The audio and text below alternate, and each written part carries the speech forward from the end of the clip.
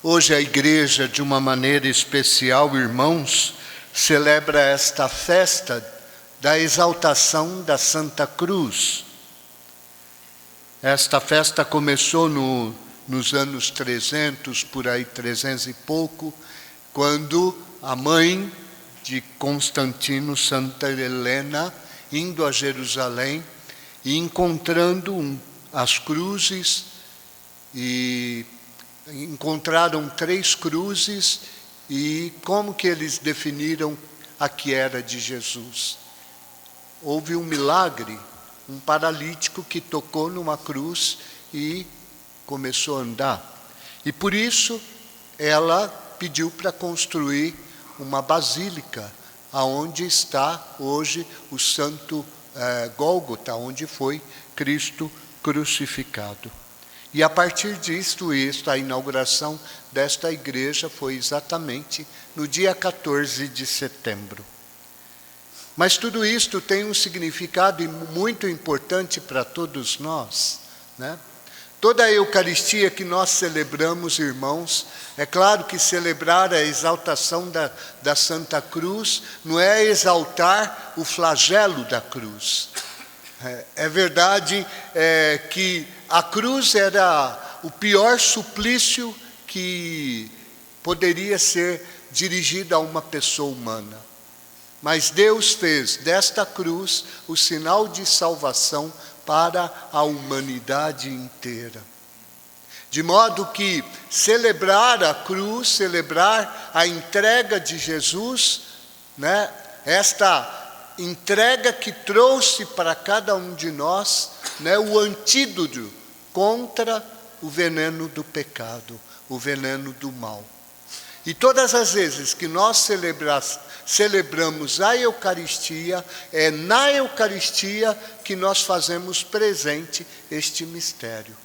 Por isso, cada um de nós devemos cada vez mais conhecer os mistérios de Deus. E este mistério, ele atinge a cada um de nós, né? A cruz, irmãos, nós dizemos assim, a cruz é um mistério que ao mesmo tempo é algo terrível, ao mesmo tempo é algo maravilhoso. Aonde se manifestou o excesso do ódio, se manifestou o excesso do amor. E aí que está o segredo. Porque a cruz, na verdade, para muitos não é compreendida. É um mistério escondido. Deus revela isto a poucos, né? E oxalá nós entendamos este mistério também na nossa vida. Porque na nossa vida está presente a cruz. Eu não sei se a cruz que está presente na nossa vida, ela é iluminada ou não, né? Porque a cruz também pode ser um fracasso. A cruz também pode ser um tormento, quando ela não tem a presença de Cristo. E é interessante nesta liturgia a palavra que foi dirigida a nós. Quando Deus libertou o povo de Israel da escravidão, o povo de Israel, irmãos, sempre é uma referência muito grande para todos nós. Porque aquilo que aconteceu com o povo de Israel, acontece também conosco. Este povo é para nós um sinal também. Porque assim como eles foram escolhidos por Deus para manifestar a presença de Deus no meio do mundo, o amor de Deus no meio do mundo, cada um de nós também estamos aqui, fomos escolhidos para fazer isto. Mas também nós sabemos que o povo de Israel, apesar de Deus ter realizado tantos sinais no meio dele, muitas vezes este povo foi rebelde. E tiveram um coração endurecido, incapazes de perceber o amor de Deus. Esta passagem do livro dos Números fala exatamente isto. Apesar de Deus ter libertado este povo e estava conduzindo este povo no deserto, Deus deu um alimento, o maná, para eles. Mas este povo murmurou, reclamou e disse: nós já estamos enfastiados, temos nojo deste alimento. Então, por causa da presunção deste povo, Deus enviou cobrinhas que picava e matava, né? É impressionante, né? Porque Deus às vezes permite as dificuldades para que o povo se volte a Ele novamente. O salmo de resposta fala exatamente isto. Todo salmo de resposta diz: das obras do Senhor, ó meu povo, não te esqueça. Na nossa vida, irmãos, está cheia da presença de Deus.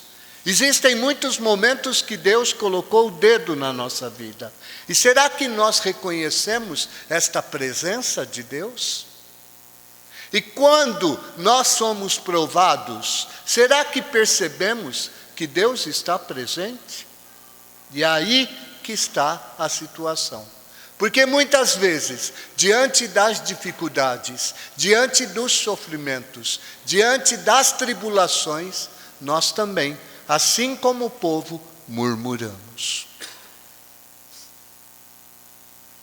Por isso, Deus fez o povo lembrar dele, quando enviou essas cobrinhas que os matavam. Então o povo disse a Moisés: clama ao Senhor. Clamar o Senhor, que é, irmãos?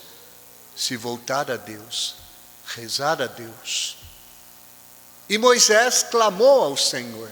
E é interessante porque Deus poderia ter aparecido para este povo e pudesse dizer: cessa as cobras, e as cobras parariam.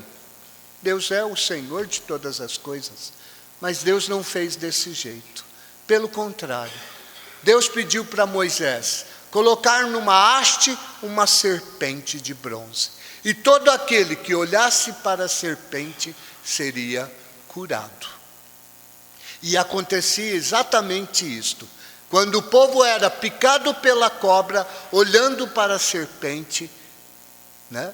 E aqui, quando se faz isso, se diz que isto é um sinal. Esse sinal que Deus realizou para o povo de Israel é a figura de um sinal maior. Qual é este sinal? O Evangelho nos coloca isto. Quando Jesus diz: ninguém subiu ao céu, a não ser aquele que desceu do céu. Quem que desceu do céu? Cristo. E por que Cristo desceu do céu? Para realizar um sinal que ainda hoje está muitas vezes escondido aos olhos humanos, né? Por isso que Jesus Cristo, conversando com Nicodemos, diz a ele: do mesmo modo como Moisés levantou a serpente no deserto, é necessário. Foi necessária a cruz. A cruz é necessária. Para quê? Para me salvar e para te salvar. Sem a cruz não há salvação. Não há. Sem a morte de Cristo, não haveria salvação. Se Cristo não entrasse na cruz e não se deixasse matar, nós não teríamos a salvação. Por isso, aqui está proclamado diante do mundo inteiro, e não existe outro sinal maior do que este: o sinal do amor de Deus para com a humanidade. Através desse sinal está manifestada ao mundo inteiro que Deus venceu a morte, que Deus venceu o ódio, que Deus venceu o mal. E se nós acreditamos neste sinal, nós também podemos ficar curados. Do quê? Do mal. Por isso, isto deve proclamar o cristão no meio do mundo, que venceu o mal, que a morte foi vencida, que o pecado foi vencido. Jesus Cristo, irmãos, bebeu o veneno da morte para quê?